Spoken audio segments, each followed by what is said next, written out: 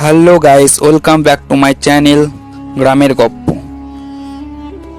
ভগৎ সিংয়ের ফাঁসির আগের রাত, শেষ ইচ্ছে, শেষ হাসি আর অমর হয়ে ওঠা এক নাম। এটা শুধু ইতিহাস নয়, এটা এক ধরনের বীরের গল্প।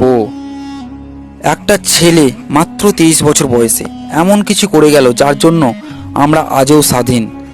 তিনি আর কেউ নন, আমাদের ভগৎ সিং।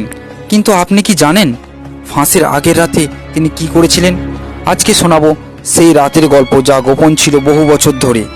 ছোট থেকেই স্বাধীনতা সংগ্রামের প্রতি টান ছিল ভগৎ সিং। মাত্র 12 বছর বয়সে জালিয়ানওয়ালাবাগ হত্যাকাণ্ড দেখে আতঙ্কিত ও রেগে ফেটে পড়ে। পরে হিন্দুস্তান সোশ্যালিস্ট রিপাবলিকান অ্যাসোসিয়েশন, যেটা আমরা সংক্ষেপে বলি HSRA তে যোগ দেয়। পরে 1928 সালে ব্রিটিশ অফিসার সান্ডার্সকে হত্যা করে লালা লাজপত রায়ের হত্যার প্রতিশোধ নিয়েছিলেন আমাদের বীর ভগৎ সিং। তার হন উদ্দেশ্য মৃত্যু নয় বা হত্যা নয়, শব্দ কুড়িয়ে জাগিয়ে তোলা জনগণকে। ট্রায়ালের সাহসিকতা বিচারকে সামনে দাঁড়িয়ে বলেন, ব্রিটিশ রাজ্যে ধ্বংসেই আমার লক্ষ্য। ভগৎ সিংয়ের ফাঁসির আগের রাত কি হয়েছিল চলুন জেনে নিই। সালটা ছিল 1931।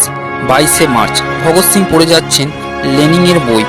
শেষ খাবার খেতে তিনি অস্বীকার করেছিলেন এবং তিনি বলেছিলেন, আমি রেভলিউশনারি, আমার ভয় নেই।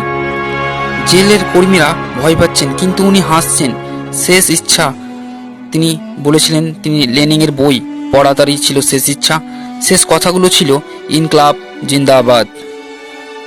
মাত্র 23 বছর বয়সে কেউ যদি হাসতে হাসতে ফাঁসির মঞ্চে যেতে পারে, তাহলে আমরা কি পারি না তার কথা ভুলে না যেতে?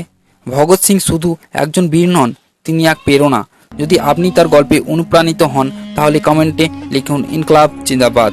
আর এমন আরও গল্পের ইতিহাস জানতে সাবস্ক্রাইব করুন গ্রামের গপ্প।